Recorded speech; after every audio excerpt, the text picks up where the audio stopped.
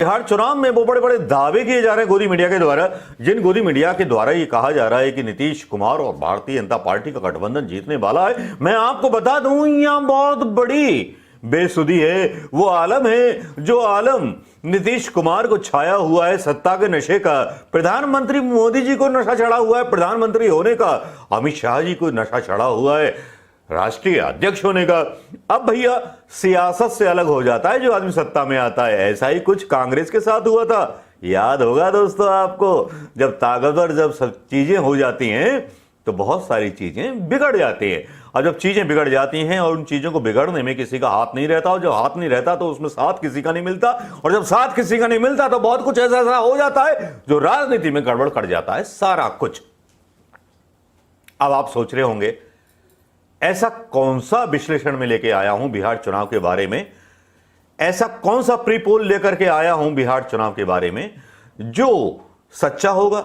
भाई सच्चा नहीं है, विद प्रूफ के साथ है ये मेरा पोल, जिसमें आप देखिए ना, ट्विटर पर सुशांत सिन्हा नाम का एक आज तक का पत्रकार होता है जो मतलब दावा करता है कि साहब एक ट्वीट डालता, who will win, JDU plus BJP को मिलते हैं 42% और आरजेडी को मिलते हैं 58%। ये सुशांत सिन्हा का है। और इसमें मतलब मैं आपको बता दूं कि पोल कितने लोगों का था, पहले 33,692 लोगों का पोल था ये। उसके बाद एक दूसरी तस्वीर अचानक से आती है, पोल होता है 1,81,371 का, उसमें भी आरजेडी को जीता हुआ माना जाता है। यह सोशल मीडिया का रुझान है जो मैं आपको बता रहा हूं। और उसके बाद बहुत सारे चैनल करते हैं जिसमें बीजेपी और प्लस जेडीयू को मिलती हैं 42% सीटें और कांग्रेस और आरजेडी को मिलती हैं 58% सीटें। 1,81,371 का सैंपल लिया जाता है यहां पर, और यहां नंगे हो जाते हैं नीतीश कुमार और नंगे हो जाते हैं वो सारे लोग। लेकिन यह केवल आज तक का था। आज तक के कुछ ऐसे भी ट्वीट्स आए जिसमें जीत बताई गई जेडीयू और बीजेपी की, जिसमें कहा गया कि जेडीयू बीजेपी को 64% वोट मिलेंगे और आरजेडी को और कांग्रेस को मिलेंगे 36% वोट। लेकिन चलिए, हमने इन बातों को भी देख लिया, गौर कर लिया, और गौर करने वाली बात यह थी कि जब गौर करने पे आए तो बातें लंबी लंबी निकल आती हैं, और जब लंबी लंबी निकल आए तो सत्ता की पोल खुल जाती है। फिर यहां जनाब हमारे सामने फिर एक ऐसी कहानी आती है, क्योंकि एक प्रोफेसर हैं सुधीर कुमार, ट्विटर पर ही वो भी हवाला देते हैं, कुछ अपनी चीजों को साझा करते हैं।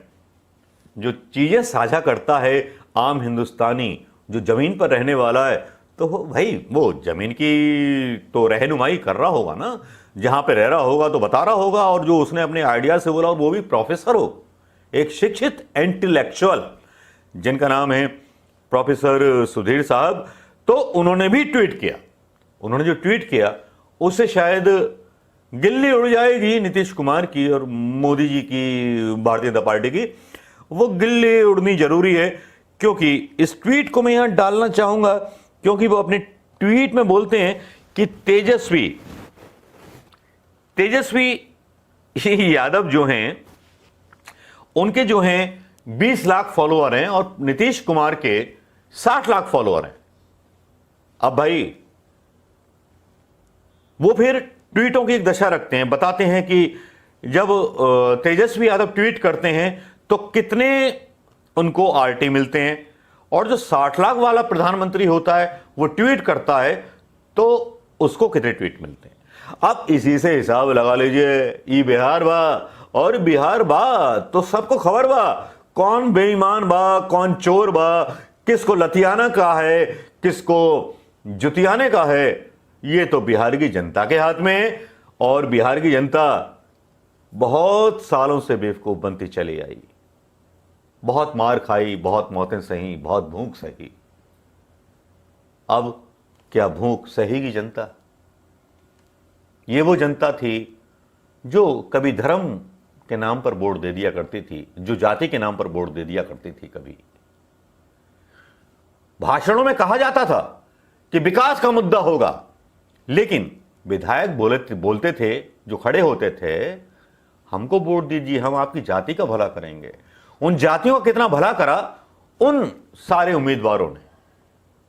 मेरा बिहार की जनता से सिर्फ इतना कहना है कि आप किसी को वोट मत कीजिए। आप उसको वोट कीजिए जो लोकतंत्र की रक्षा कर सके, जो आपके अधिकारों की रक्षा कर सके, जो आपके श्रम कानूनों की रक्षा कर सके, गुलाम बनाने की प्रक्रिया में कदम ना बढ़ाए। जिस तरह से प्रधानमंत्री मोदी ने श्रम कानूनों की धज्जियां उड़ाई हैं, यह बिहार के लिए और उत्तर प्रदेश के मजदूरों की और किसानों की बेइज्जती है।